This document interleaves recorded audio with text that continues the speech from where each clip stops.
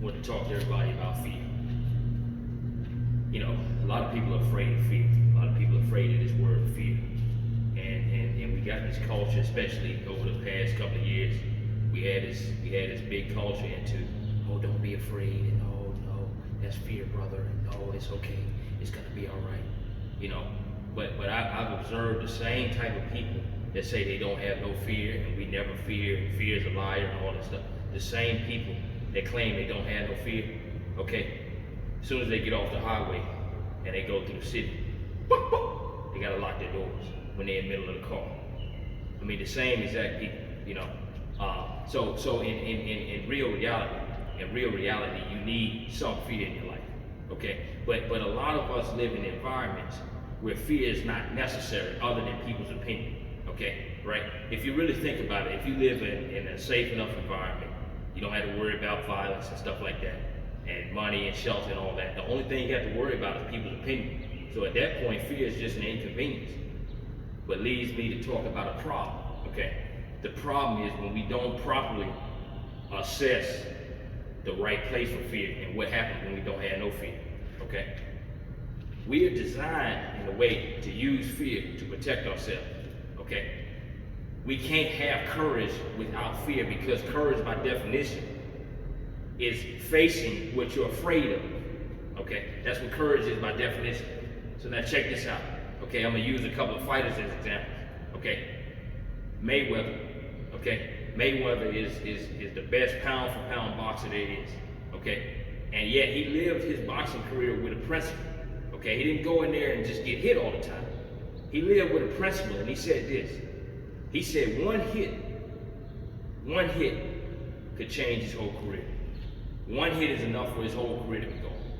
Okay, Georges St-Pierre, one of the best UFC guys of all time. He said every time he stepped in the ring, he was afraid. And he used that fear, okay, to move around and do what he needed to do in the situation. Because when you go forward and you're not afraid and you don't have no fear in you, you're gonna get busted up and you're gonna get brain damage. When you deal with real opposition and real things coming against you that will tear you up if you don't get out the way. And a lot of us have lost touch with that. So as a result of losing touch with that, a lot of people have gotten lazy. Okay, I tell you, the same people that claim they don't have no fear, I could point to them same people and see some laziness somewhere in their life. Because fear is a motivator, okay, to get you to do what you're supposed to be doing. That's why it says in Philippians 2:12, work out your salvation in fear and trembling. See, Jesus knows this tendency. He said, don't fear them in Matthew 10:28. He said, don't fear them that kill the body, but fear them that kill the body and the soul. You see, the fear is necessary. See, we like fear if we admit it. See, check this out. The fear is necessary to get us going. And when we don't have fear awareness in our lives, we do stuff like roller coasters. We do stuff like scary movies. I mean, billion-dollar industry going to amusement parks to be scared. Billions of dollars. But yet we say, oh, we don't do fear. We don't like fear. It's not true.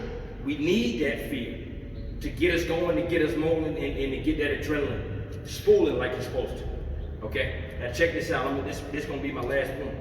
Okay? My last point is this. I'm going to use Mr. Krabs as a reference. I know this is going to sound crazy, because a lot of people can't reconcile the love that we're supposed to have with the fear that we're supposed to have with God. And Mr. Krabs is a good example. Now check this out. Mr. Krabs and this heart that he has towards money. Now I'm not arguing you need to be materialistic. Don't get this twisted. But the heart that he had towards money is he both loved money and he feared not having it. And when you're in relationship with God and you love God, you fear not being with him. And not only do you fear not being with him, because some people say, well, you're supposed to fear God like you respect him, like a shark or something like that. Oh, no, don't get it twisted, okay? God is terrifying. When you really spend time in his presence and you get to know the living God that's in that Bible, you realize he's terrifying. The most terrifying thing you've ever seen.